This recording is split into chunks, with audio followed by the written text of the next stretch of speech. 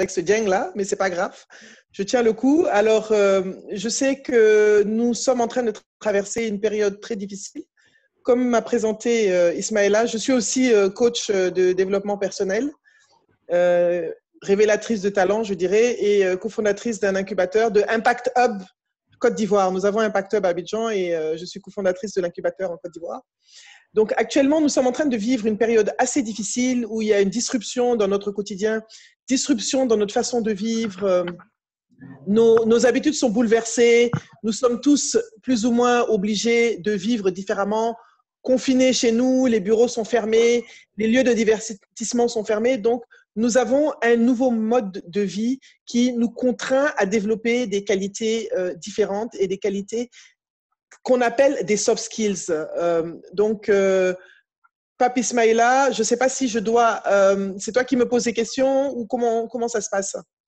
Alors, tu fais ta présentation et après, c'est tous ceux qui auront des questions pourront les poser dans le chat là à droite. D'accord, ça marche. On aura aussi oralement, ils peuvent prendre la parole s'ils doivent expliquer certaines choses. D'accord. Alors, des meilleures, disons, des réponses plus satisfaisantes.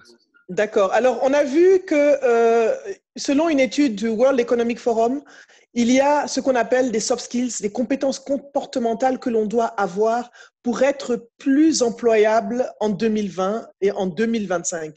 Les compétences, les connaissances que nous avions avant, qui sont des connaissances professionnelles, ne sont plus nécessaires, uniques, suffisantes pour pouvoir réussir et pour pouvoir s'intégrer dans un monde professionnel.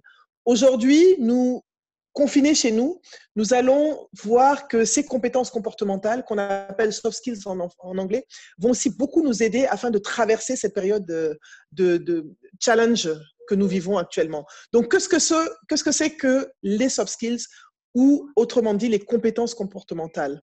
Ce sont des compétences, des attributs personnels qui nous permettent de nous communiquer avec les autres, des compétences relationnelles qui nous permettent d'interagir beaucoup mieux avec les autres. Aujourd'hui, dans cette crise, nous remarquons que ce qui est au centre de tout, ce n'est pas l'avoir, mais c'est plutôt l'être, la personne. Ces compétences vont améliorer nos relations et nos interactions personnelles et vont améliorer notre quotidien. Quand c'est professionnel, on dit que ça va améliorer nos performances professionnelles et notre satisfaction. Aujourd'hui, nous ne parlons pas de compétences de cadre professionnel, mais de cadre humain, de cadre d'environnement personnel. Contrairement à ce qu'on appelle les hard skills, les compétences dures, qui sont les connaissances, c'est-à-dire quand on a un diplôme d'ingénieur, on a des compétences, des connaissances, ou un diplôme de médecin, ce sont des compétences que l'on a, des connaissances techniques et des connaissances. Ces soft skills sont des compétences interpersonnelles qui peuvent être appliquées et qui doivent être appliquées dans notre quotidien aujourd'hui. Les soft skills comprennent aussi bien les traits de personnalité, tels que l'optimisme et des possibilités qui peuvent être je pense un peu en anglais, des compétences ou des skills qui peuvent être pratiquées, telles que l'empathie, par exemple. Et comme toutes les compétences, les soft skills, les compétences comportementales peuvent être apprises. Elles peuvent être apprises. Donc, ce n'est pas, si on n'est pas empathe de naissance, si on n'a pas certaines compétences comportementales d'emblée, il y a certaines personnes qui sont naturellement des empathes, qui sont naturellement des communicateurs ou des communicatrices. Il y a des personnes qui savent écouter. Il y a des personnes qui ont de la confiance en eux-mêmes. Il y a des personnes qui ont… Mais même si on ne l'a pas, on est capable de l'apprendre. Donc, les soft skills vont nous aider à construire des meilleures relations. Et aujourd'hui, nous sommes confinés chez nous. Nous avons des challenges, tous autant que nous sommes. Ce n'est pas facile pour personne. Nous ne vivons pas une époque facile. On ne peut pas se voiler la face. Nous allons au-devant de gros challenges humains, de gros challenges relationnels, vivre avec ses enfants, avec son mari, être confiné, enfermé quand on est habitué à être en mouvement permanent, ce n'est pas facile pour tout le monde. Donc, et nous avons aussi des pertes de revenus. Nous sommes tous des personnes qui travaillons, soit nous sommes employés, soit nous sommes entrepreneurs, et forcément, nous allons perdre du revenu. C'est inéluctable. Donc, nous devons faire face de façon positive à toutes ces réalités qui vont faire partie de notre vie actuelle et notre vie future. Donc, comment est-ce que nous allons, quels sont les soft skills que nous devons avoir aujourd'hui et qu'est-ce qu'on appelle des soft skills? Je peux vous donner quelques exemples avant qu'on aille dans la liste. Il y a la communication, j'en ai parlé, l'écoute, montrer de l'empathie, par exemple. Il y a aussi le réseautage, développer un réseau de personnes, la confiance en soi, savoir donner et recevoir du feedback, c'est-à-dire pouvoir donner une appréciation positive de quelque chose sans que ce soit forcément une critique négative. Il va falloir, ça fait partie de la communication, mais c'est très important de distinguer ça de la communication, tout comme aussi accepter les commentaires qui vont venir de nos proches parce que nous sommes à la maison et nous n'avons pas forcément l'habitude de passer trop de temps avec eux.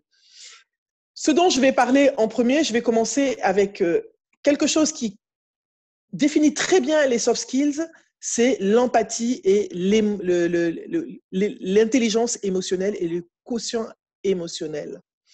Donc, l'empathie est une des composantes de ce qu'on appelle l'intelligence émotionnelle, le quotient émotionnel.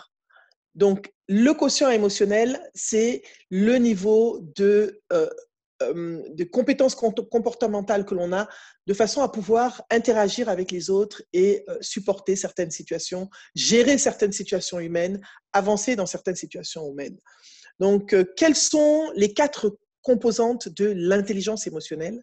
Il y a la connaissance de soi, d'abord. Il faut se connaître, savoir qu'est-ce qu'on ressent, parce qu'actuellement, nous devons être capables de pouvoir laisser libre cours à nos émotions.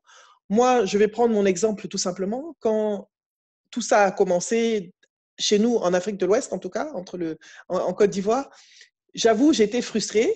Je me suis dit, est-ce que je suis réellement en train de vivre ça? Est-ce que c'est vrai? Est-ce que c'est un film? Est-ce que je vais me réveiller le matin et bon, tout ça, ce sera fini? Donc, c'était assez frustrant. On a beau être positif, se dire oui, c'est pas grave, mais on ne peut pas banaliser la situation parce que la situation est sérieuse. Donc, il a fallu à un moment que j'accepte la situation et que je me dise, cela ne concerne pas que moi. Mes enfants sont dans la situation, mes voisins, mes amis, le monde entier est exactement dans la même situation que moi. Donc, je me dois de l'accepter et de le gérer. Donc, se connaître, savoir quels sont les sentiments que nous avons.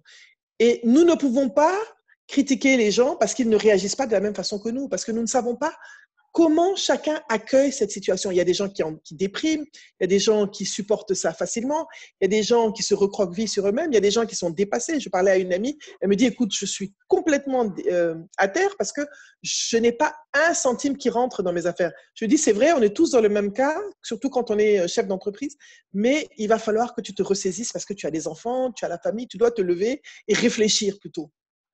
Il y a aussi la gestion de soi. Comment est-ce qu'on gère, on réagit par rapport à nos émotions? Je ressens une émotion, comment je vais réagir par rapport à cette émotion? Est-ce que je vais m'enfermer dans ma chambre pendant 1 mois parce que je suis déprimée? Ça ne va rien changer à la situation actuelle, même si je suis enfermée chez moi. Ce n'est pas moi qui vais trouver le vaccin, je ne suis pas chercheur. Je peux au contraire réagir différemment et voir ce que je peux faire pour contribuer autour de moi. Il y a la réalisation, la perception de son environnement. Comprendre son environnement et reconnaître les sentiments et les besoins de ceux qui sont autour de nous. Par exemple, on vit en famille, ou alors quand on est comme Pape Ismaël Edia, il est anti-mariage, il vit tout seul comme un fou. Mais si on est en famille, on a nos enfants, on a notre conjoint, on a les gens qui travaillent pour nous, on a nos collaborateurs, on a notre famille lointaine, éloignée, qui est à l'intérieur du pays ou à l'étranger, on doit aussi se dire comment est-ce qu'eux ils réagissent, qu'est-ce qu'eux ils ressentent et de quoi ils peuvent avoir besoin. Il y a aussi la gestion de nos relations avec les autres. Comment est-ce qu'on va gérer nos relations avec les autres? Tout cela fait partie de ce qu'on appelle le quotient, l'intelligence émotionnelle et le quotient émotionnel. Néanmoins, je voulais vraiment passer là-dessus parce que c'était important. Mais moi, dans le cadre de cette réunion, j'ai choisi quelques soft skills, une quinzaine de soft skills qui, je pense, sont pertinents dans la situation que nous vivons. J'ai parlé de l'émotion émotionnelle, l'intelligence émotionnelle, que je vous ai expliqué déjà un peu en avance, et l'empathie. L'empathie, qu'est-ce que c'est? La première, c'est intelligence émotionnelle et empathie. L'empathie, pour moi, c'est la chose la compétence comportementale la plus importante. Parce que si on la développe, on aura de meilleures relations avec les autres. L'empathie, c'est la possibilité et la capacité à pouvoir se mettre à la place de l'autre. Se mettre à la place de l'autre et comprendre comment, de sa perspective, il vit une expérience. Voilà. Ce n'est pas juste comprendre sa douleur. Comprendre, ça c'est de la sympathie, mais l'empathie, c'est se mettre à sa place et se dire quels sont les sentiments qu'il a en ce moment et comment est-ce qu'il ressent, il ressent ce que nous sommes en train de vivre. Donc l'empathie va nous permettre de créer une connexion avec les gens qui sont autour de nous. Si je me mets à la place, une amie m'a raconté que elle a une amie qui l'a appelée et qui lui a dit qu'elle s'enfermait dans les toilettes. Elle lui a dit, je n'en peux plus, mon mari, toutes les minutes, il veut que je lui fasse du thé. Mais si on se met à la place du mari, on comprend qu'il est en train de vivre. La femme aurait pu se mettre à la place de son mari, essayer de comprendre pourquoi est-ce il est aussi stressé par la situation. C'est un homme qui est peut-être habitué à sortir tout le temps de chez lui, à travailler, à être en interaction avec du monde. Donc, cette situation crée du stress et il n'a personne d'autre peut-être à stresser autour de lui. Imaginez que ses enfants et sa femme. Et pour faire passer ce stress, il a besoin de ce thé, de boire du thé toutes les 15-20 minutes. C'est un anglophone, donc influence anglaise, le thé. La dame a fini par se cacher aux toilettes pour ne pas avoir à faire du thé à Pape Ismaël Adjen. Ensuite, l'autre compétence comportementale ou soft skills qui est importante, je pense, c'est la fiabilité. La fiabilité et la confiance. Les gens doivent pouvoir avoir confiance en nous. Aujourd'hui, les gens sont dans des situations de détresse autour de nous et nous-mêmes, nous sommes en situation de détresse. Nous devons être à l'écoute, mais surtout quand on est à l'écoute, on doit pouvoir, si on promet quelque chose, si on dit qu'on va faire quelque chose, si d'habitude on ne le fait pas, si on dit à quelqu'un, écoute, je vais te trouver 5 000 francs ou je vais te donner un sac de riz ou je vais faire quelque chose pour toi ou je vais t'aider, aider ta famille. Ne le dites pas si vous n'allez pas le faire, parce que nous sommes dans une situation où tout le monde compte sur tout le monde. Tout le monde compte sur tout le monde. Nous sommes des Africains, chacun de nous a un parent proche, un voisin, un collaborateur qui a des besoins. Et si nous pensons que nous pouvons contribuer, si nous promettons de le faire, nous devons le faire. Être fiable, c'est très important. Faire ce que nous disons que nous allons faire. Si nous disons que nous allons faire quelque chose, nous le faisons. Si nous savons que nous ne sommes pas en mesure de faire quelque chose, ne le disons pas. Surtout pas en cette période, parce que, comme on dit, il y a une expression en Wolof qui dit « tassiakar », c'est-à-dire casser l'espoir de quelqu'un. C'est quelque chose qui est difficile et une personne peut compter sur vous. Si aujourd'hui, même les enfants, vous dites, vous allez regarder un dessin animé avec eux, vous allez faire quelque chose avec votre enfant, parce que les enfants sont enfermés et mettez-vous à leur place. C'est très difficile pour eux aussi. Ils ne peuvent pas sortir, ou ils ne peuvent pas aller voir leurs camarades, ils ne vont pas à l'école. Si on leur dit, bon, cet après-midi, je vais faire ça avec toi, et après, oh non, je suis fatiguée, il faut absolument développer se forcer quand on fait une promesse à sa femme, à son enfant, à son mari, à son conjoint, aux gens autour de nous, essayons de les respecter, surtout en ce moment, parce que tout le monde est émotionnellement très fragile. Et on ne sait pas ce que ça peut créer. Il y a ensuite le leadership de soi, se gérer soi-même. Se gérer soi-même, c'est très important. On parle de leadership de soi. Qu'est-ce que c'est? Pouvoir se motiver. Parce que moi, par exemple, je vais prendre un exemple.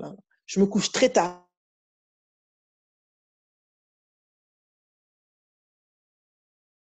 Et je me suis dit, mais ce n'est pas un emploi du temps normal. Il faut que je change cet emploi du temps. Parce que sinon, je suis complètement déboussolée. Je sais que beaucoup d'entre vous, peut-être, êtes dans le même cas que moi. On est en pyjama toute la journée ou en baïekou, relax. Aujourd'hui, j'ai fait un effort parce que je savais que j'allais voir N'Dieng, donc j'ai mis du rouge à lèvres. Mais on doit faire un effort et se dire, voilà, c'est pas parce que je suis à la maison, c'est vrai, je me suis dit, bon, il faut que j'essaie de me coucher plus tôt et de me réveiller plus tôt. Donc, j'ai commencé à le faire. Il y a ce qu'on appelle la motivation de soi, la gestion de soi, se réguler, qu'est-ce que je dois faire? J'ai des choses à faire. Franchement, on est tous traumatisés. Même si on ne sent pas qu'on est traumatisé, mais on a quand même un traumatisme émotionnel qui est là. et on doit pouvoir se régler. Moi, des fois, on me dit un truc, je suis là, mais des fois, je me dis, mais c'est pas possible, je vais pas pouvoir faire ce que je dois faire, je suis stressée comme tout le monde, mais après, je me dis, écoute, il faut que tu te régules, tu as des choses à faire, tu as des choses à finir. Comment tu vas t'organiser pour faire ces choses-là? Je me mets un emploi du temps et je vais essayer de m'y coller. Self-awareness, on l'a vu tout à l'heure, c'est la conscience de soi, avoir conscience de nos émotions, comment je me sens et ne pas avoir honte de ces émotions. Je suis déprimée. Si je suis déprimée, je déprime et j'assume que je suis déprimée. Bon, je ne le suis plus. Si je suis inquiète, j'ai le droit d'être inquiet. Si je suis inquiète parce que ma famille est séparée, on vit dans différents pays. J'ai une sœur à Dakar, j'ai une partie de ma famille à Dakar, j'ai ma mère en France, j'ai une autre sœur à Kinshasa. Donc, tout ça, quand même, ça crée un stress. Donc, forcément, il faut accepter ce stress et se dire, c'est vrai, mais qu'est-ce que je dois faire par rapport à tout ça? Quelles sont mes responsabilités par rapport à tout ça?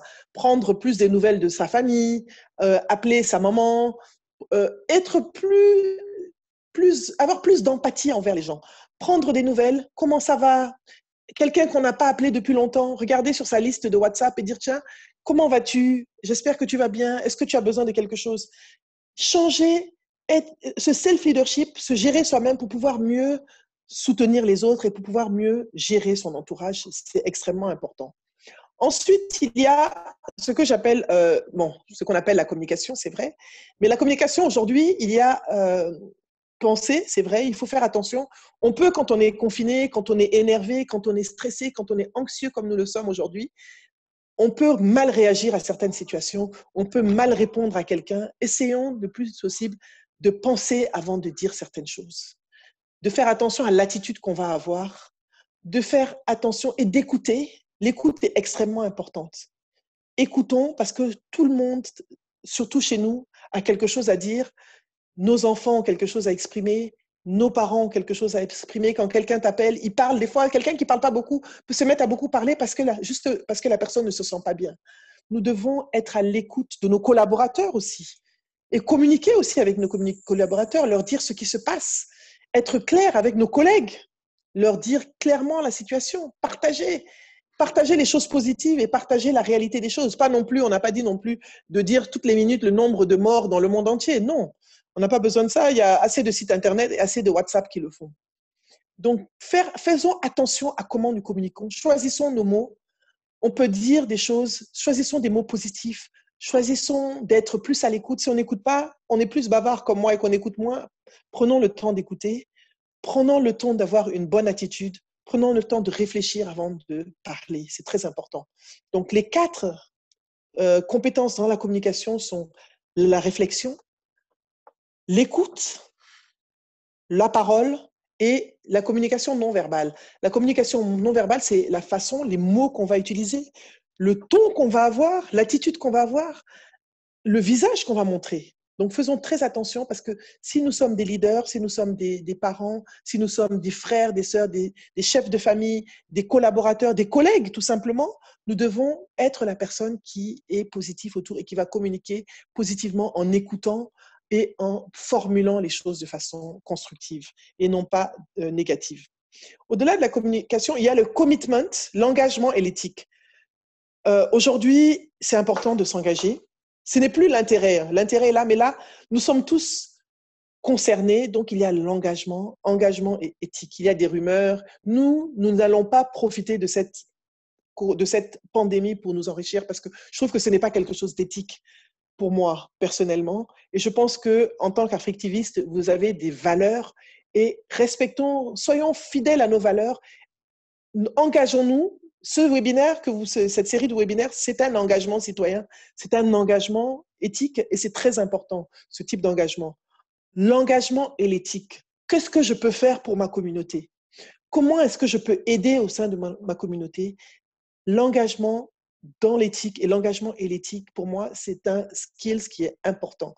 Chacun de nous ici, autant que nous parlons, nous aurions pu être des millionnaires si nous voulions. C'est parce que nous avons des codes de valeurs, des codes de conduite et nous avons de l'éthique qui fait que nous ne dérogeons pas, nous ne rentrons pas dans certains jeux. Donc, continuons à être qui nous sommes. Continuons à regarder autour de nous, notre communauté, comment on peut aider. Moi, personnellement, j'ai une amie qui m'a proposé voilà, des masques à des prix pas très chers à Abidjan. C'est des masques qui coûtent 100 francs et 150 francs. J'en ai commandé 300 pour distribuer aux moins nantis, aux vulnérables dans le quartier autour de chez moi, aux gens qui travaillent pour moi, etc. Donc, je pense que l'engagement et l'éthique, on ne peut pas traverser cette crise.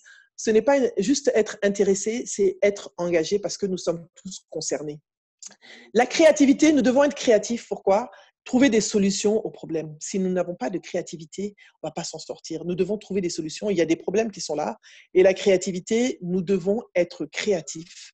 Nous devons sortir, penser différemment, penser d'une perspective différente. Comment est-ce que je peux créer de la valeur? Comment est-ce que je peux gagner de l'argent en restant éthique? Mais comment est-ce que je peux me préparer pour l'après? Parce que anticiper l'après-crise, qu'est-ce que je vais faire pendant ce temps-là? Je ne vais pas me morfondre, je ne vais pas me plaindre, je ne vais pas passer mon temps à regarder les chiffres comme je les faisais au début. Je reconnais, et je pense qu'on l'a tous fait. Je vais essayer d'être créatif, de voir comment est-ce que je peux passer mon temps positivement, comment est-ce que je peux contribuer dans ma communauté, comment est-ce que je peux avancer sur mes propres projets. On a tous plein de projets qui sont en attente. Comment est-ce que je peux le faire? Cette créativité peut être aussi initiée en sortant. On peut aller marcher. Moi, je pense qu'il faut marcher. Bon, ça fait quelques jours, j'ai commencé à sortir un peu, marcher tous les jours avec mon fils, un de mes fils, pour réfléchir. Et ça fait du bien parce qu'être enfermé aussi, c'est pas facile. Donc, c'est important de faire appel à sa créativité en réfléchissant à des solutions. Comment est-ce qu'on peut rendre notre quotidien plus agréable à la maison? Comment est-ce que je peux préparer l'après? Quels sont les projets que je peux développer après? Donc, la créativité est une compétence comportementale qui est extrêmement importante aussi. Et je sais que nous sommes tous des gens très créatifs. La résolution de conflits qui est importante. Comment est-ce que je vais résoudre les conflits? Ça a l'air bête, mais ne soyons pas la personne qui veut toujours avoir raison dans une discussion. La résolution de conflits est une compétence comportementale extrêmement importante aujourd'hui. On ne peut pas faire sans, on en a besoin. Parce que ce n'est pas important d'avoir raison. Ce qui est important, c'est de trouver des solutions. Trouvons des common ground, des points d'accord pour pouvoir trouver des solutions. Réglons les problèmes entre nos enfants qui se disputent. Réglons les problèmes quand on voit notre entourage il y a de la tension, donc c'est normal qu'il y ait des conflits avec la tension dans les maisons et tout ça. Donc, essayons d'être la personne qui va résoudre les problèmes plutôt que la personne qui va absolument avoir raison, comme mon esclave, qui veut toujours dire que je suis son esclave alors qu'il est mon esclave. Voilà, c'est très important d'être la personne qui va résoudre les conflits.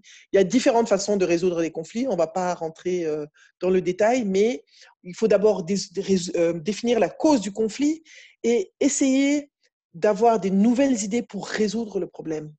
Est-ce qu'on va faire nos courses à côté? Est-ce qu'on va faire nos courses tous les jours? Ça a l'air très basique, nos problèmes, mais aujourd'hui, on a des problèmes de base. Est-ce que je sors de la maison pour aller au supermarché? Combien de fois par semaine? Est-ce que j'achète du savon? Est-ce que j'achète ça? Ça, c'est pas bête, mais c'est ce que nous vivons aujourd'hui. Nous sommes revenus à l'essentiel, à la base de la vie.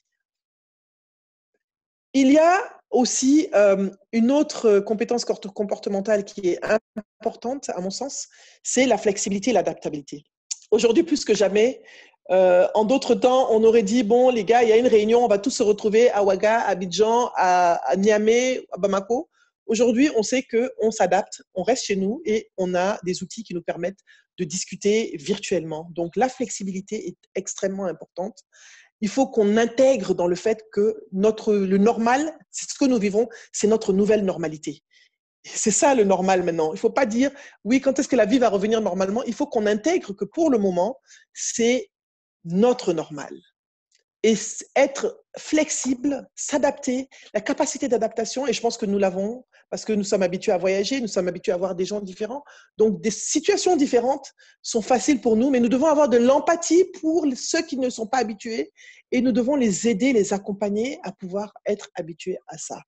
Donc, c'est le changement. Il faut qu'on s'habitue au changement, qu'on s'adapte à des nouvelles règles. Nous avons des règles sanitaires d'hygiène. Quand quelqu'un vient chez moi, je lui dis, vas-y, il faut que tu nettoies tes mains. Ça, c'est très important. J'ai le masque. Je sais que je dois sortir, même si j'aime mettre du rouge à lèvres, ben maintenant, c'est mort. Je dois mettre mon masque. Donc, tout ça, je dois respecter la distance. Ce sont des nouvelles règles auxquelles je dois m'adapter. Donc, c'est extrêmement important de comprendre qu'on est dans une période de gestion de changement qui va demander une adaptabilité. Et nous sommes des personnes qui s'adaptent, mais nous nous adaptons, mais nous devons aussi aider les autres à s'adapter et les comprendre. Ce n'est pas facile. Nous sommes dans des environnements où les gens ne sont pas forcément disciplinés. Certaines personnes ne croient pas au coronavirus. C'est notre mission à nous, en tant que personnes plus éclairées de la société, peut-être pas plus éclairées, mais peut-être plus flexibles, de les aider à comprendre ce qui se passe. En communiquant de façon à ce qu'ils puissent nous comprendre. Je ne vais pas parler à quelqu'un. Je vais prendre l'exemple. Aujourd'hui, j'ai adoré la vidéo en Côte d'Ivoire. Nous avons le préfet d'Abidjan qui a fait une vidéo en Nouchi. Nouchi, c'est le pidgin French de la Côte d'Ivoire. Et ça parle à tout le monde. Mais quand un ministre ou une personnalité vient avec un français très compliqué, donner des conduites à suivre à la population, ce n'est pas facile. Ça ne leur parle pas parce qu'il n'y a pas d'empathie. La personne ne s'est pas mise à leur place pour qu'ils puissent comprendre. Donc, vous comprenez toutes les interactions entre les différentes compétences comportementales, les soft skills. Donc, l'autre soft skills qui est important, c'est le teamwork, le travail d'équipe. On est à la maison, on est tous ensemble, tout le monde doit participer. Moi, c'est sympa, dimanche, mon fils m'a fait des crêpes, ils font le ménage, tout le monde travaille. Dans la maison, tout le monde participe, tout le monde travaille, personne ne s'assoit et se dit, il n'y a pas de roi, il n'y a pas de reine. Les bourgs, là, sénégalais, c'est fini. Tout le monde participe dans la maison, tout le monde. On est dans une période où il n'y a pas de Jigen Lila Edef, les femmes font ça, les hommes font ça. Tout le monde doit mettre la main à la pâte. C'est important. Très important pour l'équilibre émotionnel des uns et des autres. Nous devons cultiver un travail d'équipe à la maison, un travail d'équipe. Et c'est pareil dans le travail. Partagez-vous, c'est vrai, même si vous êtes le leader ou le chef de l'entreprise ou le collaborateur principal, vous pouvez déléguer. Aujourd'hui, nous avons des outils virtuels qui nous permettent de faire du feedback délégué parce que nous ne pouvons pas tout faire. On est à la maison, on a énormément de choses à faire. J'ai parlé à ma cousine, sa maison est immense. Moi, ma maison est petite, je suis contente. Elle est obligée de faire le ménage. Elle, son mari et sa fille. Elle me dit, faire le ménage, je fais toute la journée. Son mari fait la cuisine. Et sa fille, elle est petite, donc elle me dit, quand je commence le ménage, Mohamed fait le ménage, moi je fais la cuisine. Mohamed fait la cuisine, elle fait le ménage. Donc, voilà. Le leadership, c'est important. Une autre compétence qui est importante, parce qu'on parle beaucoup de leadership, mais le leadership, c'est extrêmement important. Comment mener les autres, les accompagner, les inspirer, partager la vision que vous avez pour la maison, pour l'entreprise, pour demain, pour la transformation de notre façon de vivre. Vous devez empower, inspirer, diriger le changement et partager votre vision avec les autres. Tout le monde ne comprend pas ce qui se passe, donc le leadership est extrêmement important aujourd'hui. Je vais ensuite passer à la prochaine compétence comportementale qui est, je ne vais pas m'attarder sur le leadership parce qu'on en parle beaucoup, mais la gestion du temps. La gestion du temps, ça revient un peu, je vais me répéter peut-être dans le self-leadership. Qu'est-ce qu'on fait pendant la journée? Quand est-ce qu'on prépare? Quand est-ce qu'on va travailler? Organisons-nous de façon à pouvoir bénéficier de cette période pour être une période qui va nous permettre de grandir émotionnellement, grandir en tant que personne, nous former, acquérir des connaissances supplémentaires. Ce ne sera possible qu'en ayant un emploi du temps qui soit défini, clair. Le mien n'est pas clair et défini, mais je suis en train d'y arriver, petit à petit. J'ai suivi une formation, je ne suis pas du tout organisée, mais je m'organise et je pense que c'est important qu'on essaie de s'organiser parce que ce que je fais ces temps-ci, c'est que je désactive mon WhatsApp parce que c'est extrêmement perturbant. C'est vrai qu'on ne peut pas sortir des groupes parce qu'il y a des choses importantes qui se passent, mais je désactive pendant quelques heures et je reviens et je regarde ce qui se passe. Donc, gérons notre temps. L'autre compétence qui est extrêmement importante pour moi, c'est la résilience. La résilience, c'est la capacité. La résilience c'est un mot qui vient du métal. Quand on fait subir une transformation, quand on passe un métal dans le feu, certains métaux sont capables de revenir à leur forme initiale. Nous devons être capables de sortir fort et redevenir qui nous sommes en mieux à la fin de cette épreuve. La résilience est extrêmement importante comme compétence comportementale. La capacité à absorber, à supporter ce qui se passe et de façon à en sortir grandi, renforcé et transformer positivement. Donc, la résilience est une qualité, moi je dirais, résilience, empathie sont les deux choses les plus importantes aujourd'hui. La résilience est extrêmement importante. Il y a aussi la solidarité et la générosité. Solidaires, nous sommes solidaires. C'est vrai que nous, dans nos cultures, nous sommes solidaires, mais je me rends compte qu'avec la vie moderne, il y a l'individualisme quand même qui se développe. Nous ne pouvons plus penser en tant que moi. Cette maladie, elle est solidaire en plus, parce que quand moi je l'ai, je vis dans une maison avec quelqu'un, je contamine la personne. Je touche une porte, la personne qui touche la porte est contaminée en même temps que moi. Donc, je dois être solidaire de la même façon que cette maladie est solidaire. Je dois penser aux autres. Je dois penser aux autres, je dois les comprendre, je dois les englober dans ma façon de penser. Je ne peux pas penser que pour moi. Je dois penser, je vais acheter du riz, j'ai un peu de moyens, je ne peux pas acheter que pour moi, je vais acheter. Je sais que nous le faisons déjà en tant qu'Africains, mais nous devons le faire encore plus que d'habitude. Avec le peu de moyens que nous avons tous, je sais on nous dit qu'il faut économiser, il faut stretch your resources, c'est-à-dire focus, mais on ne peut pas, en tant qu'Africain, savoir que nous, on va être bien et nos parents, quelque part, vont manquer de quelque chose, ou que notre gardien qui travaille chez nous n'a pas les mêmes moyens que nous. On doit mettre des moyens à leur disposition de façon à ce qu'eux aussi, ils puissent traverser cette période facilement avec leur famille. Et donc, de la solidarité, forcément, il y a la générosité. La générosité est importante. On donne, quand je dis donner, ce n'est pas forcément seulement de l'argent, mais donner du temps, donner de l'écoute, donner un mot gentil à quelqu'un, vraiment être le plus positif possible, donner de la positivité autour de soi, donner de l'espoir aux autres.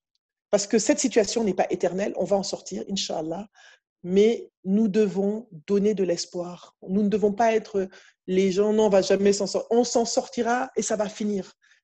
Parce que dans la vie, comme disait, il y avait un président congolais, le président Marien Ngouabi avait un chien qui s'appelait Tout passe. Dans la vie, tout passe. Et ça aussi, ça va passer. Et c'est à nous d'être les transmetteurs d'espoir. L'autre compétence comportementale qui est importante, c'est le networking. Nous sommes là ensemble aujourd'hui. Nous avons tous voyagé. On ne se parle pas souvent. On ne s'appelle pas tout le temps. Mais redynamisons nos réseaux professionnels. J'ai dit tout à l'heure, nous avons des cartes de visite remplies dans nos sacs. Envoyons des petits mails aux gens. Comment vous allez?